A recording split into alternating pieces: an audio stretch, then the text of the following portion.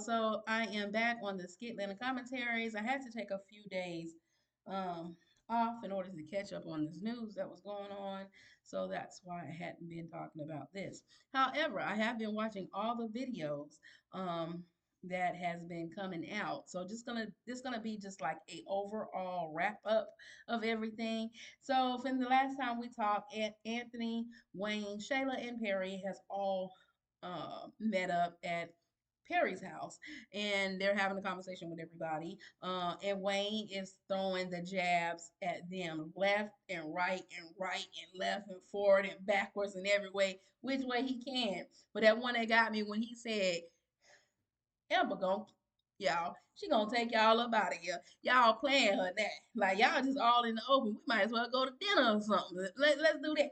I mean, Patty Weddy Wayne, you sitting up there talking about these two and the foolishness that they keep doing. While Anthony, Shayla, and the mama Woody Woodpecker, she's telling him and trying to pump his head up about how well he's going to be taken care of because he's bringing the bag, and they're gonna make sure that the man that has got the bag is going to be officially taken care of. He's gonna be the king of his castle, son-in-law. Yes, I love it. She said son-in-law. How you calling somebody your son-in-law and he ain't even first divorced, right? He is still married. So we got that whole foolishness going on with them as well. Then there's the whole Jay and James, I like to call it a JJ duo, where JJ is finally start JJ.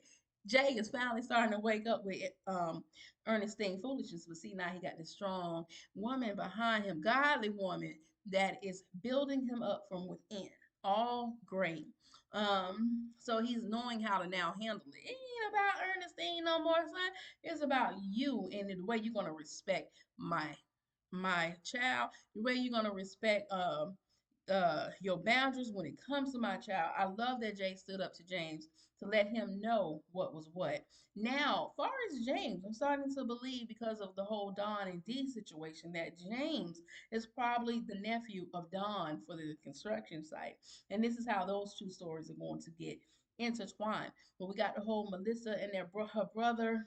Melissa's trying to save her brother from the situation that she is in with now James. So we got the whole little street rivalry thing going on there, and then kind of interjecting other characters in the mix of everything.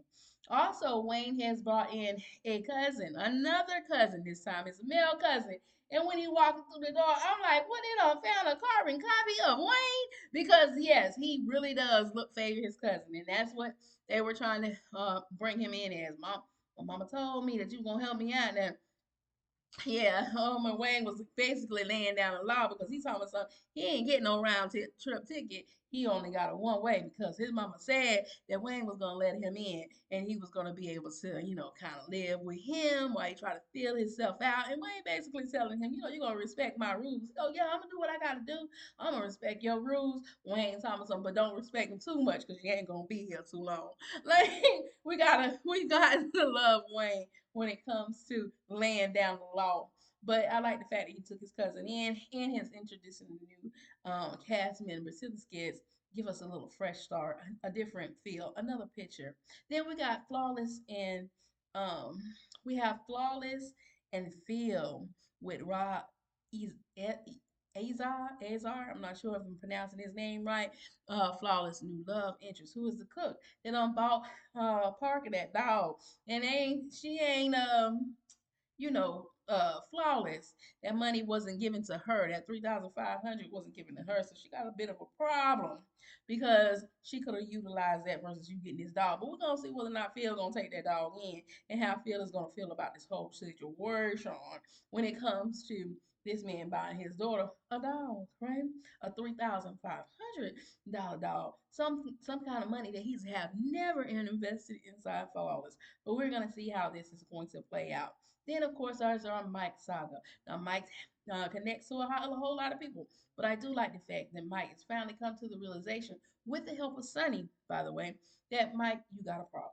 And you need to fix it. The best way to try to fix it is to go celibate. Since your problem is you gotta split everybody, let's go celibate and let's go celibate together. So that way You can heal. I can heal. We can heal together, and then we can get you past whatever this is that's going through.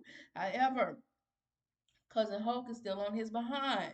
Him and Malachi done talked it out, and kind of did their differences because Mike really didn't know that was Malachi's girl. So Malachi really couldn't come off to him, but Malachi sort of fell into the drunken states. He's going now. Malachi dealing with his little issues, but back to Mike.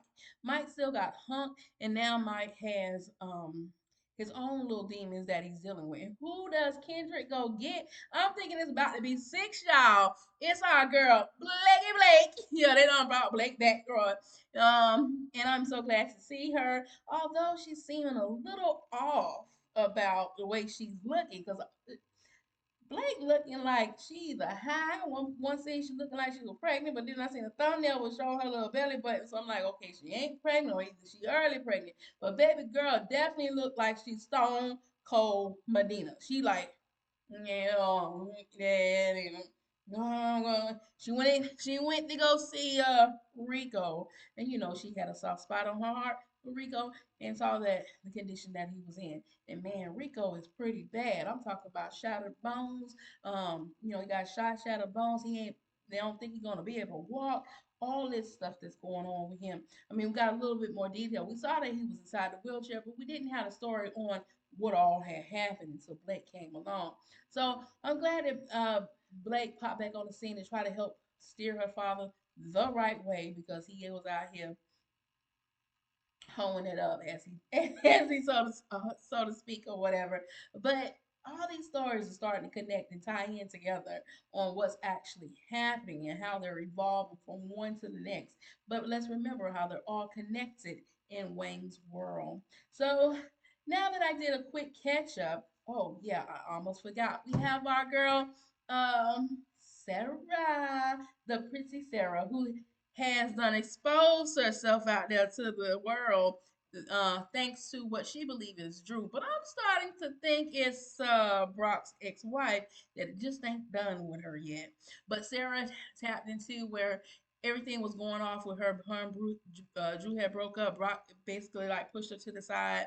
But who came to her rescue in the nick of time? Brock. He was there because she was about to do something stupid. Like, no, we can't do that over that, because you got what it takes inside you in order to make it work. And off to our other girl, Sarah. Sarah and DC and Jada and Lawrence and Erica. Well, we all done went on a double date.